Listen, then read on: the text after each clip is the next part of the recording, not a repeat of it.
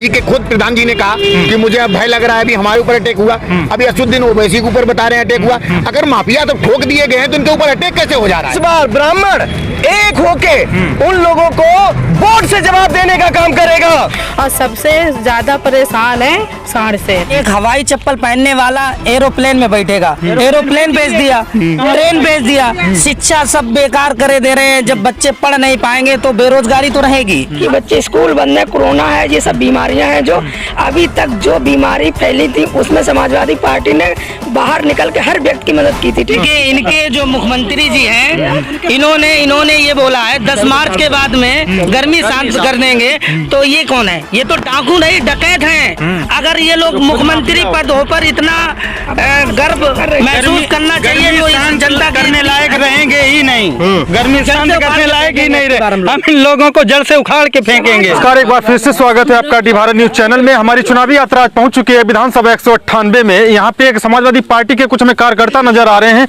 इनसे जानते हैं कि गांव में कैसा रिस्पांस मिल रहा है। अगर सही होगा तो हम आपको पब्लिक ओपिनियन में थोड़ी देर में दिखाएंगे, तो आपको पता चल जाएगा कि कितना क्या माहौल है समाजवादी पार्टी का विधानसभा 198 में। बहुत बहुत स्वागत है सर। 100 विधानसभा 98 से आप समाजवादी पार्टी की ओर से आप चुनावी कैंपेन कर रहे हैं। कैसा क्या नज़ारा है आपका?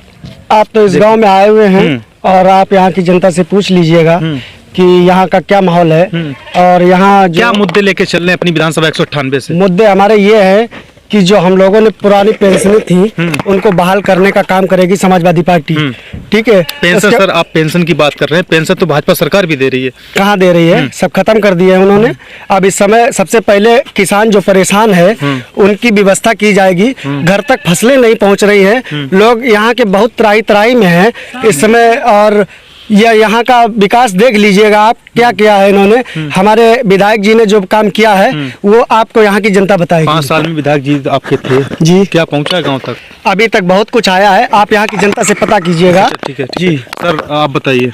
सबसे पहले तो हमारे डी भारत न्यूज को बहुत बहुत बधाई हो जो आप यहाँ आए। सबसे मुद्दा है हमारा बेरोजगारी का, क्योंकि हम युवा सब बेरोजगार घूम रहे हैं। इससे पहले आप समाजवादी पार्टी में नहीं थे? नहीं थे इससे पहले भी थे? यस, हम जब से हमने जन्म लिया है तब से हम समाजवादी हैं और कट्टर समाजवादी हैं। तो सबसे बड़ा आपका मुद्दा आपकी नजर में बेरोजगारी रहेगा? सबसे मुद्दा बेरोजगारी से जीत पाएंगे आप? यस, सरकार बनाएंगे और जरूर जीतेंगे, हमारा आत्मविश्वास कह रहा है। और हमें बहुत जन सम्मान मिल रहा है जहाँ भी जाते हैं। जिस गाँव में मैं गया वहाँ सबसे बड़ा मुद्दा है अन्ना मवेशियों का। उस पर कुछ प्रतिक्रिया देंगे आप अपनी? जी देखिए, सबसे पहले तो युवा और किसान परेशान है। मवेशियों ने सारी फसलें नष्ट कर दी हैं और हम लोग ये चाहते हैं कि अब की बार हम लोग समाजवादी की सरकार बना रहे हैं तो इससे हम लोगों को राहत मिलेगी।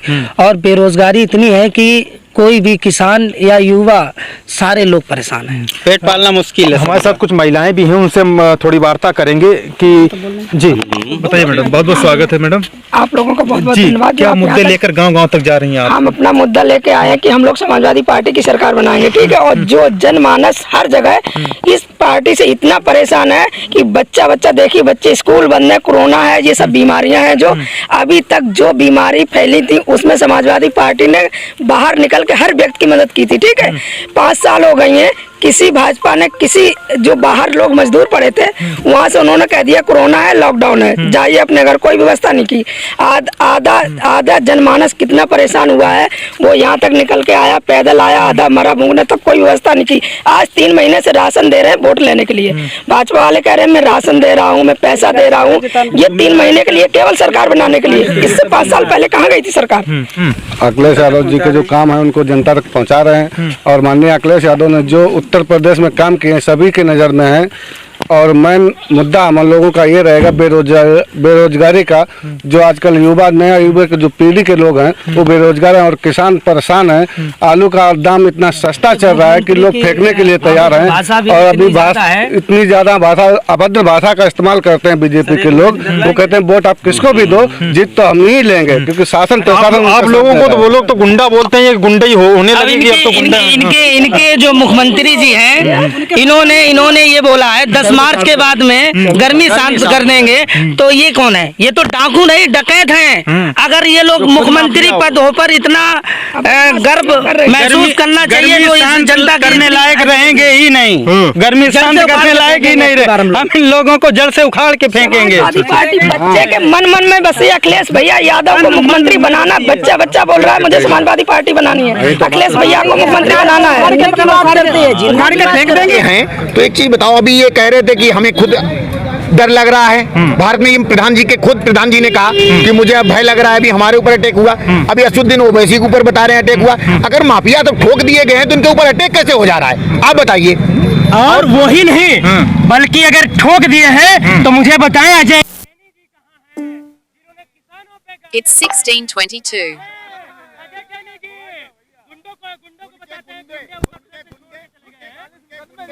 मैं पूछना चाहता हूँ इनसे, उत्तर प्रदेश में ये छात्रों पे बात करना चाहते हैं।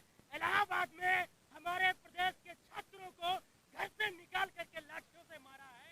इनके पास सरकारी लाठी है।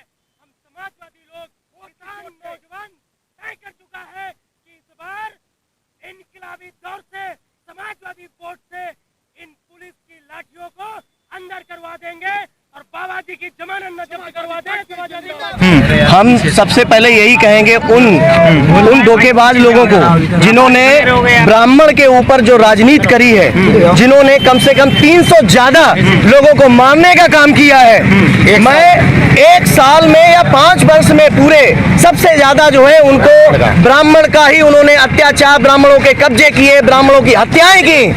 हम उन लोगों का विरोध करते हैं और मैं जिला उपाध्यक्ष हूँ समाजवादी पार्टी से कन्नौज से। मैं यही कहूंगा कि इस बार ब्राह्मण एक होके उन लोगों को वोट से जवाब देने का काम करेगा और वो अपना 10 तारीख को अपना बक्सा खोल के देख लें, अपनी सारी सीटें खोल के देख लें कि ब्राह्मण ने किसको बहुमत दी।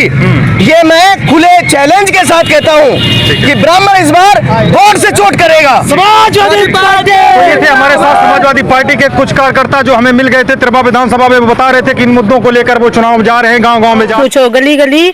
और सबसे ज्यादा परेशान है सांड से। और उसके बाद में ठेके खुले हैं, बच्चन की पढ़ाई भी बंद है। कोरोना लग गया, बस स्कूल ठप हो गए। कुछ नहीं कहते नहीं है। देश बेचा है किसने? सिर्फ हमारे प्रधानमंत्री ने देश बेचने का काम किया है, करोड़ों संपत्ति लुटा दी नाम बदलने में, बाकी कुछ नहीं काम किया है। और राम भगवान का मंदिर जो बना रहे हैं तो वो सबसे अच्छी बात है, ये नहीं है तो उसमें सहमत सरकार बनाएगी। वो तो सुप्रीम कोर्ट का आदेश कोई नहीं टाल सकता है। सुप्रीम कोर्ट का जो आदेश, वो तो वही कहते थे कि आपने कभी मायावती जी ने, मुलायम सिंह जी ने और अखिलेश जी ने सिर्फ शासन किया है, राम मंदिर तो हमने बना के दिया है तो हमारा वोट पे अधिकार है। नहीं, बिल्कुल नहीं। अगर माननीय राष्ट्रीय नहीं देंगे, जनता जुमलेबाजी कर रहे हैं। उससे पहले हमारी स्थिति भी तो ठीक नहीं थी जो सरकार कर रही थी। पुलिस उन्होंने बेरोजगार को कम किया था, इसने 4% तो बढ़ा दिया है। पुलिस सरकार 3% था। इस साइड बेरोजगारी ज्यादा है, बेरोजगारी तो कम हुई नहीं है। तो बड़ा मंदिर का हम क्या करेंगे? वहाँ जाके पुजारी तो बनेंगे नहीं हम। मंदिर भी बना है, मंदिर उसमें भी टिकट लगेगी हमें भगवान राम जी के दर्शन करने में लिए, उसके लिए भी टिकट लगेगी हमको। इनके भी तो बातें रहे हैं कि एक हवाई चप्पल पहनने वाला एरोप्लेन में बैठेगा, एरोप्लेन भेज दिया, ट्रेन भेज दिया, शिक्षा सब बेकार करे दे रहे हैं। जब बच्चे पढ़ नहीं पाएंगे तो बेरोजगारी तो रहेगी। जब देश में हमारे कोरोना काल में मैंने देखा, मुझे देखा नहीं जा रहा था, इतने छोटे छोटे बच्चे रोड पे सड़क पे मर गए, उनके लिए गाड़ी व्यवस्था नहीं हो पाई। आज मैं देख रहा हूँ कि बीजेपी की सरकार में करीब 500 नहीं 10,000 गाड़ी रथ बने घूम रहे हैं। ये कहाँ थी उस समय? अगर इन्होंने जनता को इतनी राहत दी होती तो बीजेपी को लोग जनता वोट देती। अब की बार बीजेपी को कोई वोट नहीं देगा। अगर राम हिंदू और मोहम्मद पे लड़ाना चाहते हैं वो भी उनकी जुमलेबाजी है।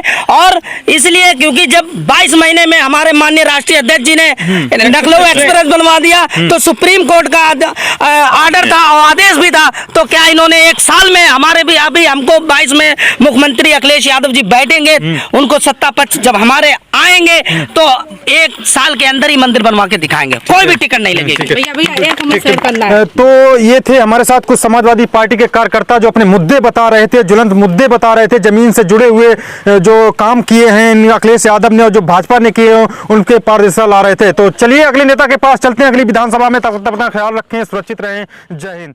मैडम।